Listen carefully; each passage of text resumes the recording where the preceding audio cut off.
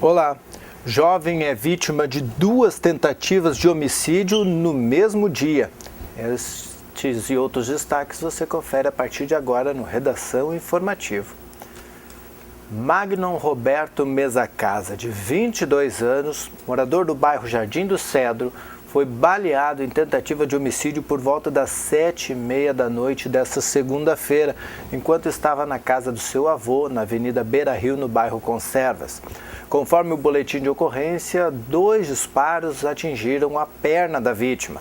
O rapaz foi socorrido e encaminhado para atendimento no Hospital Bruno Born, onde permanece internado na unidade de terapia intensiva.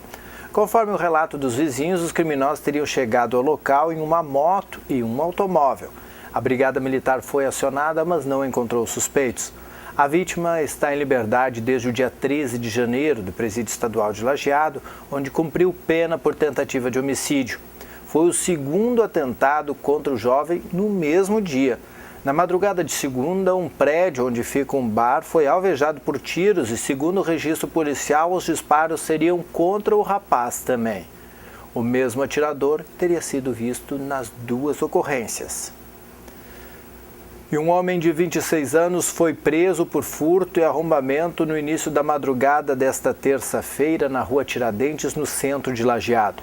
A Brigada Militar localizou o suspeito depois de denúncias de vários arrombamentos durante a tarde no município. Com ele, o policiamento encontrou uma mochila com várias carteiras de cigarro furtadas de um bar. A guarnição se deslocou até o estabelecimento e encontrou o bar com a porta aberta, os cadeados estourados, a vitrine quebrada e um pedaço de ferro. Em virtude disso, o homem foi levado para a Delegacia de Polícia de Pronto Atendimento de Lajeado para o registro do flagrante e depois recolhido ao Presídio Estadual de Lajeado. Um acidente entre uma moto e um automóvel deixou uma pessoa ferida na IRS 419. Segundo o grupo rodoviário da Brigada Militar de Teutônia, houve uma colisão traseira entre um Fusca e uma moto Honda Titan, ambos de Teutônia. Foi no quilômetro 3 da rodovia, no sentido Teutônia-Poço das Antas. O motociclista de 20 anos sofreu escoriações e foi conduzido para o atendimento no Hospital Ouro Branco. O condutor do Fusca, de 70 anos, não sofreu lesões. Foi encontrada pela Brigada Militar em um matagal próximo à rua Arnoldo Uri, no Jardim do Cedro, a moto Honda CBX Twister 250, placa IOD 8249 de Marques de Souza. O veículo havia sido furtado no dia 13 de janeiro em Lajeado. Divulgados os primeiros dados coletados pela investigação do acidente aéreo que vitimou o ex-candidato à presidência da República, Eduardo Campos. Veja na matéria de Isabela Azevedo. A investigação da Aeronáutica está em fase final de coleta de dados. Os militares ressaltaram que não há conclusões definitivas sobre as causas do acidente, que matou o ex-candidato à presidência da República, Eduardo Campos, e outras 6 pessoas. A aeronave em que estava o político pernambucano caiu perto da base aérea de Santos no dia 13 de agosto do ano passado, depois de arremeter, procedimento em que o avião volta a subir momentos antes do pouso. Até agora, o Centro de Investigação e Prevenção de Acidentes Aeronáuticos enviou uma recomendação à Agência Nacional de Aviação Civil. A Aeronáutica pediu à ANAC que verifique se pilotos e copilotos brasileiros possuem um treinamento específico para os modelos de aeronaves que pilotam atualmente. Investigações preliminares mostram que o piloto e o copiloto mortos no acidente não possuíam treinamento específico para pilotar o modelo da aeronave de Eduardo Campos. Essa transição do copiloto e do comandante, a gente verificou que eles não tinham essa transição. A gente recomendou à ANAC se assegurar que os outros pilotos que tenham a mesma habilitação no Brasil e operem esse tipo de aeronave tenham passado pelo que o certificador primário fala, que é o treinamento de transição e de diferença. O relatório preliminar também indica que a rota de manobra e aproximação do avião à pista de pouso foram diferentes das determinadas no regulamento. O texto ainda aponta que o avião estava em plena condição de voo na hora do acidente e que havia condições meteorológicas para o pouso. Até agora, no presente momento, a gente não identificou nenhuma falha técnica na aeronave. Ela estava na configuração de voo e os atuadores, os reversores, flap, comandos de voo estavam de acordo com o voo. Com relação à falha humana, a gente não pode afirmar que houve falha humana ainda. Então, esse é o próximo passo, é o passo da análise. O prefeito Luiz Fernando Schmidt assinou na manhã desta terça-feira a compra de uma área de 1.700 metros quadrados que fica ao lado do Parque Municipal de Eventos, na rua Henrique Eckert, no bairro São Bento. O município adquire o terreno ao preço de R$ 320 mil e fará dele uma ampliação do parque. A intenção é garantir mais espaço para futuras melhorias no local. De acordo com o secretário de Obras e Serviços Urbanos, Adi Ceruti, no primeiro momento a área servirá de estacionamento. Após passar por melhorias, servirá também para acampamento dos visitantes ao evento. Um trabalho de arborização e a construção de churrasqueiras e instalação de bancos também está na previsão. Em novembro do ano passado, o Parque de Eventos recebeu investimento de R$ 579 mil para a construção de uma arquibancada de 842 metros quadrados com capacidade para abrigar 800 pessoas. Para 2015, está prevista a destinação de verba parlamentar de R$ 250 mil para o parque. E estudantes já podem se inscrever no ProUni e vai até o dia 29 de janeiro. Estudantes brasileiros de baixa renda podem concorrer a bolsas de estudo integrais e parciais do Programa Universidade para Todos, ProUni, em instituições particulares de educação superior. As inscrições para o primeiro semestre de 2015 estão abertas. Podem participar os estudantes que fizeram a edição 2014 do Exame Nacional do Ensino Médio, Enem, que não tenham diploma de curso superior e atendam a pelo menos uma dessas condições: ter cursado o ensino médio completo em escola da rede pública ou parcialmente na rede privada com bolsa integral, seja pessoa com deficiência ou professor efetivo em exercício na rede pública de ensino. O prazo para as inscrições vai até às 23h59 do dia 29 de janeiro e elas devem ser feitas exclusivamente pela internet. O endereço é prouniportal.mec.gov.br.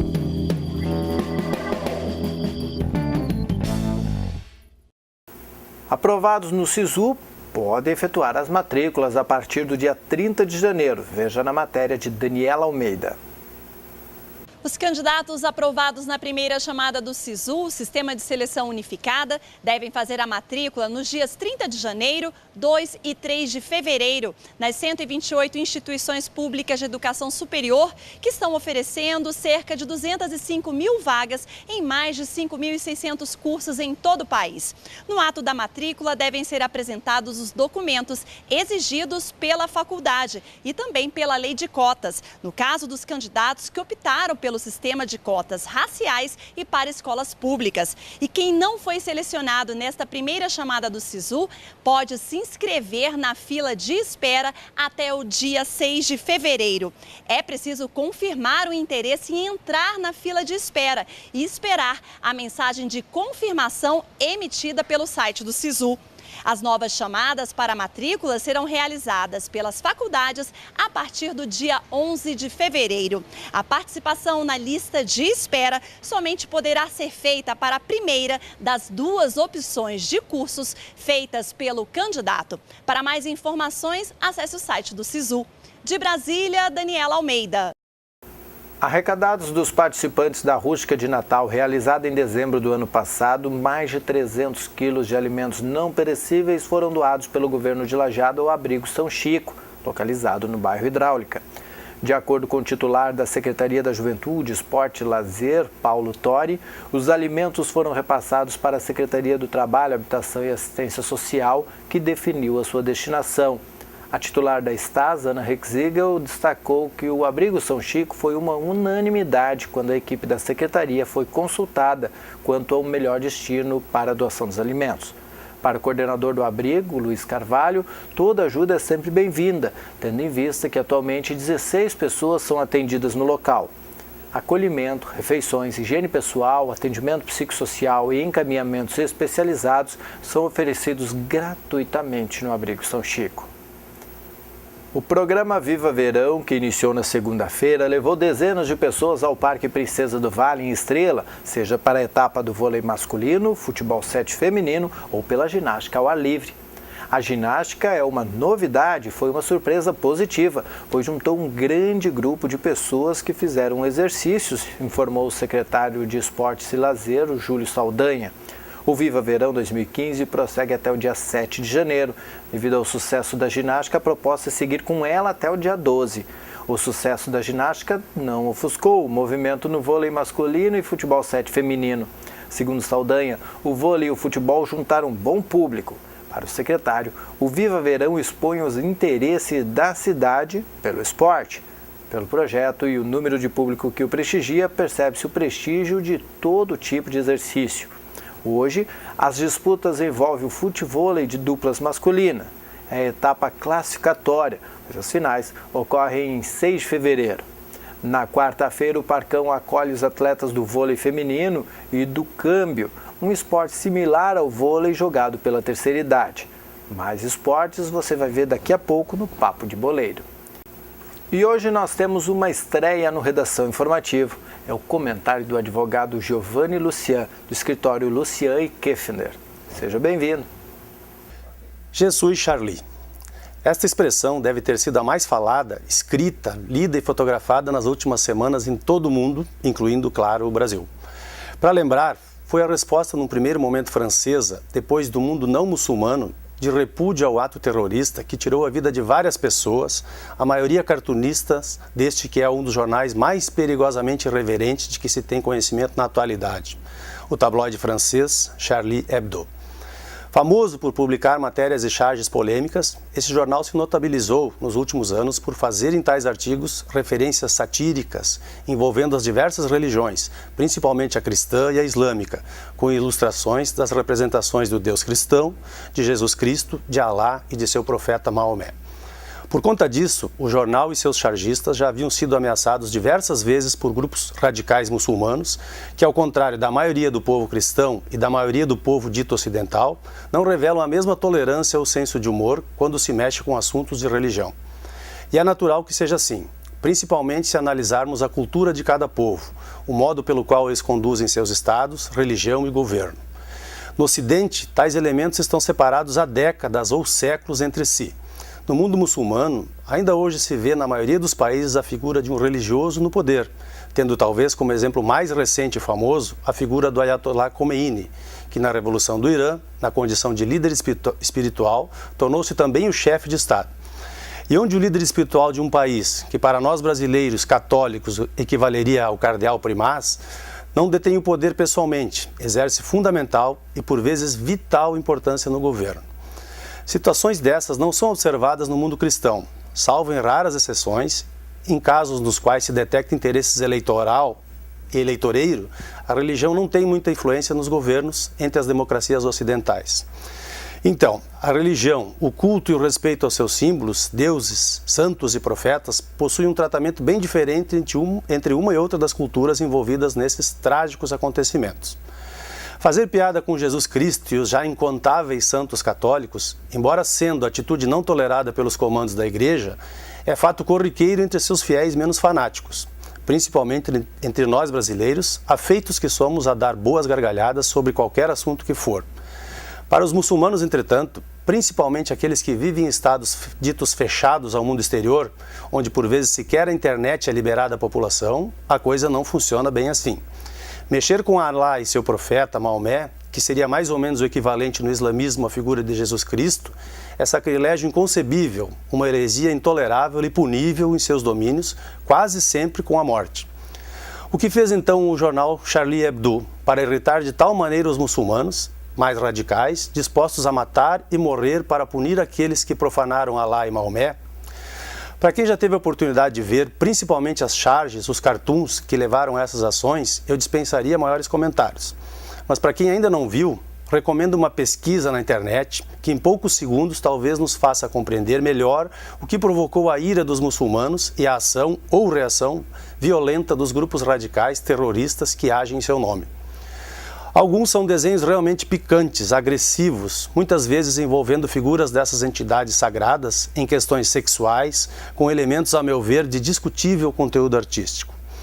Assim, por conta dessas provocações, a meu ver dispensáveis e nada construtivas, vieram as ameaças de fundamentalistas muçulmanos, que afinal foram cumpridas neste ataque à redação daquele jornal.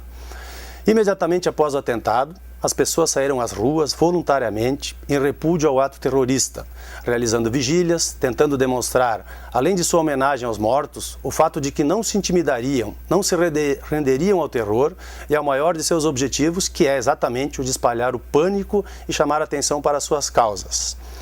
Daí a expressão Je suis Charlie, que significa eu sou Charlie. Imediatamente virou moda no Ocidente, como uma manifestação de reprovação ao ato terrorista, mesclado a uma defesa incondicional da liberdade de expressão. Embora todo ato terrorista contra o que ou contra quem quer que seja mereça efetivamente o nosso repúdio, tenho minhas reservas não contra a liberdade de expressão, mas sim contra o abuso dela. Acho perfeitamente possível usar da liberdade de expressão, da livre manifestação, sem agressão deliberada e desmedida a quem quer que seja. Também liberdade de expressão não pode ser confundida com liberdade de ofensa, principalmente de credos, religiões e as tradições mais íntimas de cada povo, de cada país, de cada civilização. Ocorre que essas manifestações, num primeiro momento espontâneas, foram avalizadas ou endossadas pelo governo francês, num ato que para mim foi bastante simbólico, quando fizeram um anúncio luminoso no Arco do Triunfo, a já famosa expressão Je suis Charlie, que pelo mundo muçulmano certamente não se resumiu à manifestação do Estado francês de homenagem às vítimas do atentado e à liberdade de expressão, mas sim de apoio ao jornal responsável pela crise e aos seus editores e chargistas, que tanto incomodaram e provocaram os radicais muçulmanos.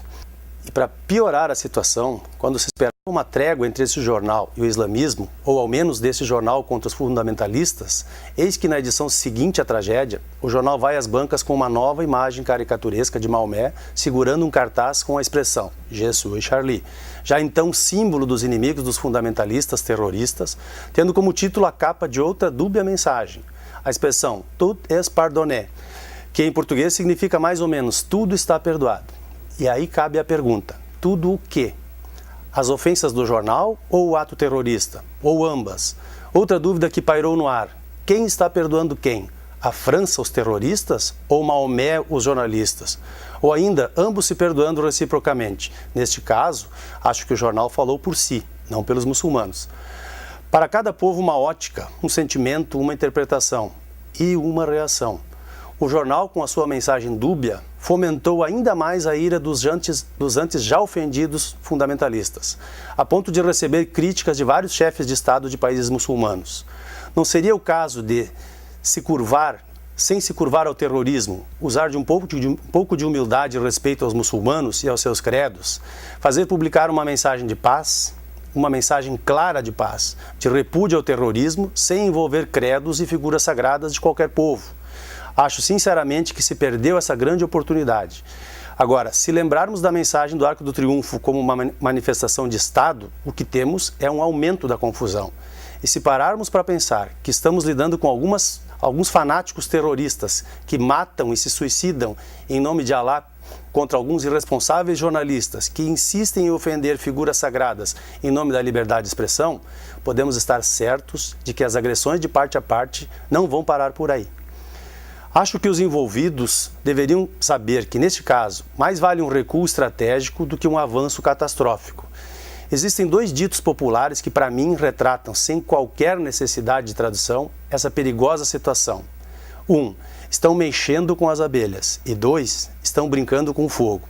No caso, com fuzis e bombas. Que Deus e Alá, Jesus Cristo e Maomé iluminem e inspirem os líderes de lado a lado a construírem a paz. O mundo que é de todos precisa urgentemente disso. Um abraço e uma boa semana a todos. Obrigado, Dr. Giovanni. E a Secretaria Municipal da Agricultura de Antagorda apoia a empresa Viveiros e Agroindústria Pitol na realização da Tarde de Campo da Cultura da Nospecan, agendada para 11 de fevereiro. A programação é aberta a todos os interessados pela cultura e prevê palestras técnicas e demonstrações com empresas e especialistas da área. A capital da Nospecan deve receber, conforme a estimativa da organização, mais de 200 pessoas para o evento. Conforme Leandro Pitol, um dos proprietários da empresa realizadora, já há confirmação de interessados dos estados do Rio Grande do Sul, Santa Catarina e Paraná. A iniciativa ocorre em sua primeira edição e deve ser realizada todos os anos, ou anos alternativos à Festlate. O evento surgiu da necessidade de a empresa oferecer suporte técnico a quem já pratica a cultura e também aos interessados em plantar. E veja o que muda com as novas regras do seguro-desemprego. É com a repórter Glauciane Lara. Hoje, para receber o seguro-desemprego, é preciso trabalhar pelo menos 6 meses e ser demitido sem justa causa. Mas a partir de 1º de março, quem nunca recebeu seguro-desemprego terá que trabalhar pelo menos 1 ano e meio para ter direito. No segundo pedido, o empregado deverá ter 1 ano de trabalho e do 3º em diante, permanece a regra atual. Pelo menos 6 meses no emprego para ter acesso ao benefício, que neste ano vai variar de um salário mínimo a R$ 1.385. Nem sempre você gosta do trabalho. Aí agora você tem que esperar para você pedir. Eu tenho 1 ano de empresa e quero sair e não posso. Ninguém fica no seguro por acaso, né? As situações acontecem e essas pessoas elas precisam de apoio. O cara não vai poder ficar mudando de emprego toda hora, sabendo que tem o benefício do Estado. Pessoas estavam aproveitando por ser só 6 meses, trabalhando 6 meses e pedindo para ser demitido, para ser recontratado e ficar recebendo os 2 salários. Então, em relação a isso, eu achei muito certo. O número de parcelas pagas também vai mudar, como explica este advogado. Antes, todo mundo recebia 4 meses de seguro-desemprego. Agora, entre 3 e 5, a depender de algumas características específicas de cada caso. 12 milhões e meio de trabalhadores receberam o seguro-desemprego em 2013. O Dieses estima que 38,5% deles não teriam direito ao benefício pela nova regra. O corte representa uma economia de quase 15 bilhões de reais para o governo e afeta principalmente os jovens. Eles são 74% dos trabalhadores que recebem seguro-desemprego, segundo o ministro-chefe da Casa Civil, Aloysio Mercadante. A ampla maioria dos trabalhadores não tem nenhuma alteração, porque eles já trabalham mais de 6 meses. Geralmente aquele jovem que começa no primeiro emprego, se você pegar fazer uma pesquisa dos dados do CAGED hoje, 45% desses jovens permanecem no emprego de 11 meses a 1 ano. Muitos jovens vão ficar às custas dos pais e isso vai acabar onerando, inclusive, a renda familiar. Os sindicalistas vão questionar no Supremo Tribunal Federal as mudanças no seguro-desemprego por medida provisória. Enquanto isso, tentam negociar com o governo e com os parlamentares uma redução do prazo. Poderia até ser levado por 1 ano, seria uma medida mais popular. Muitas empresas também fecham as portas antes dos 2 anos e o trabalhador vai recorrer a muito. O senador eleito, Teomário Mota, concorda com a redução da carência e sugere outra mudança. Eu acho que tem que reduzir o prazo um pouco, mas também nesse período que as pessoas estão recebendo esse benefício, acho que elas têm que ser qualificadas. E isso o próprio mercado tem que oferecer. Desempregado, Wanderson conta com o seguro enquanto procura trabalho. Eu não espero receber o seguro-desemprego, não.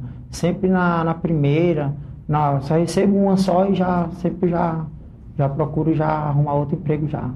Ele acha que o comportamento de alguns trabalhadores contribuiu para as mudanças no seguro-desemprego, caso de quem só trabalha para receber o benefício. Por causa daqueles lá que não gostam muito de trabalhar, que fica mais encostado, aí agora prejudicou o trabalhador mesmo, que aí vai ter que esperar mais tempo agora para receber o seguro-desemprego. Muitas pessoas acabam vivendo de seguro-desemprego, trabalha tempinho, fica de seguro, trabalha tempinho, fica de seguro. Ou então até mesmo aquela que ficou desempregada, arranjou outro emprego e fica os 4 primeiros meses trabalhando, recebendo da empresa e recebendo seguro-desemprego. Além disso ser um crime, né, é uma situação que lesa o Caixa da Previdência e prejudica a todos. Essa situação nova da medida provisória vai modificar essa realidade. Se alguém está recebendo além do que deveria, é porque alguém irá perder. A sustentabilidade da Previdência e desses programas sociais depende da correção do que a gente faz, do rigor, do controle, da seriedade dos programas, dos ajustes que precisam ser feitos. A pressão das forças sindicais fez com que o governo anunciasse uma possível mudança sobre essas alterações mostradas na matéria da Glauciane. Por enquanto, não passa de especulação.